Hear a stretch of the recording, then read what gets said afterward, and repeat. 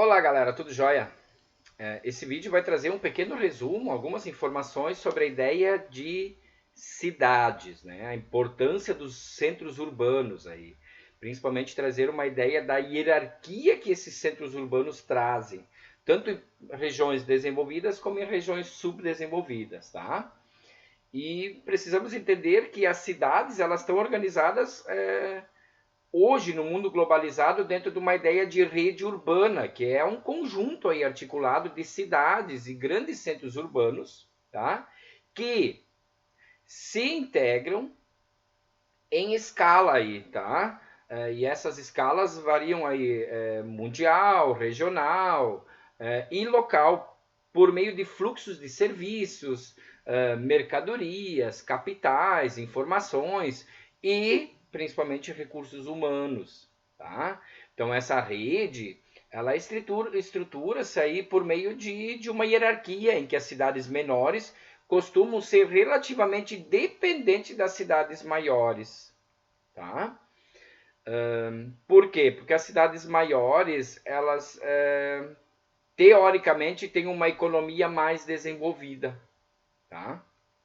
Então, o grau de integração aí de uma dada rede urbana de um país, ela é um indicativo de seu nível de desenvolvimento. Em regiões aí economicamente mais dinâmicas, a tendência é uma maior interligação entre as suas diferentes cidades, geralmente mais adensadas, né? E com uma melhor infraestrutura. Por outro lado, países considerados subdesenvolvidos, ele apresentam uma integração limitada entre as cidades, né? Apresentando aí uma organização territorial dispersa e pouco interligada, pouco coesa, tá? A rede urbana aí, então, ela expressa a espacialização da divisão territorial do trabalho nesse sentido, né? Quando em que cada cidade ou centro urbano ele exerce uma função complementar para o todo de uma rede urbana. E diante disso, um sistema de transporte, então, articulado e um sistema de informações avançado aí, vão permitir um melhor funcionamento operacional, né, um melhor funcionamento no momento que tu tem uma interligação de melhor qualidade dentro da rede urbana, tá? E a formação aí de redes urbanas pelo mundo não é uma novidade. A gente vai resgatar uma questão histórica, né? Um exemplo foi aí a rede de cidades greco-romanas, que perdurou aí até a Idade Média. Mas, por outro lado, com o advento aí da globalização, da terceira revolução industrial, né? No século XX, que esse fenômeno aí alcançou uma escala mundial através da formação, né, das chamadas cidades globais ou megalópolis aí, né, porque teve aí o boom da industrialização, da tecnologia, os avanços das informações, né, e a população migrou, né, em grandes porcentagens aos centros urbanos e formando aí as grandes cidades globais, as grandes megalópolis, né, as megacidades aí. E na economia financeira atual, então, a formação de cidades globais é algo crucial para o desenvolvimento de um dado país, né? Pois são nessas cidades aí que se instalam principais centros econômicos e onde a comunicação com os demais polos de desenvolvimento ele acaba acontecendo ali, né? Forma-se então uma verdadeira rede de cidades globais, capazes de concentrar boa parte da população mundial e de garantir o funcionamento da economia globalizada. E aí, dentro disso, nós temos que entender um pouquinho que existe uma hierarquia, né? Dentro das cidades no mundo. Assim, tá? Por exemplo, no topo dá para se dizer que estão as metrópoles globais, né? Cidades com a melhor infraestrutura urbana do mundo e que, em virtude do seu papel econômico e político e da quantidade então de serviços oferecidos, existem grande influência a nível mundial, atraindo pessoas, mercadorias, informações e capitais do mundo todo. E aí nós podemos trazer alguns exemplos aí de metrópoles globais, tá? A gente pode destacar aí Nova York, nos Estados Unidos, Paris, na França, São Paulo, então, aqui do Brasil, né, região sudeste, e Pequim, na China, tá? Então, são aí metrópoles globais também. Depois vem as metrópoles nacionais, que são cidades aí que possuem uma grande influência dentro de um país, polarizando aí praticamente todo o território, né?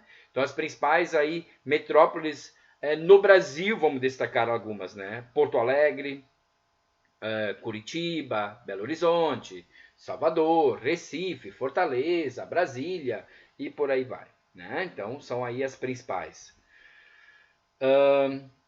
Depois nós temos as metrópoles regionais, que têm capacidade aí de atração restrita à região em que estão localizadas, atraindo pessoas de cidades menores em busca de trabalho, moradia, educação ou tratamento médico, né, que não encontram em suas cidades de origem.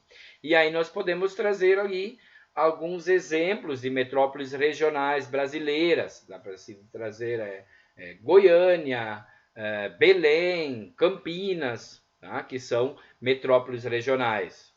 Depois nós temos aí os centros regionais ou cidades médias, que são cidades aí que dependem de outra cidade, né?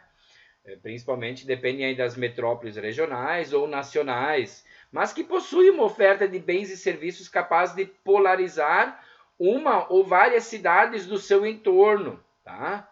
Um exemplo disso é Santos, né, que exerce uma influência local no estado de São Paulo, tá? E aí nós temos outras cidades, né? Cidades de pequeno e médio porte que atendem às necessidades mais básicas da população de pequenas cidades e vilas, né? Que são todas as cidades, então, que não se enquadram nem em centros regionais, nem em metrópoles regionais, nem em metrópoles nacionais e muito menos em metrópoles globais, tá? E, diante disso, nós podemos concluir, então, que a média, né, ou a medida, então, que a globalização se expande, ampliam-se as centralidades em nível mundial, com o surgimento cada vez mais de cidades globais. E isso poderá proporcionar uma maior integração mundial aí das finanças internacionais, além de dinamizar ainda mais os parâmetros da globalização. E atualmente são reconhecidas aí mais de 50 cidades globais no planeta, tá? Estão divididas em 3 grupos, conforme o grau aí de influência e importância mundial, tá? Então, a Europa, ela é o continente que mais possui cidades globais. E essas cidades mais influentes do mundo, então mais influentes aí do mundo, elas foram classificadas em 3 diferentes classes, tá? A classe alfa, a classe beta e a classe gama, tá? Então, a alfa, as cidades de maior influência do planeta, a beta, intermediária, e a gama corresponde então às cidades globais de menor expressão mundial. Então, no grupo alfa aí, esse grupo é representado por cidades como Londres, Nova York, Paris, Tóquio, Los Angeles, Chicago, Frankfurt, Milão, né? O grupo beta, então, entre as cidades desse grupo aí nós podemos destacar São Francisco, Sydney, São Paulo, Cidade do México, Madrid. Tá?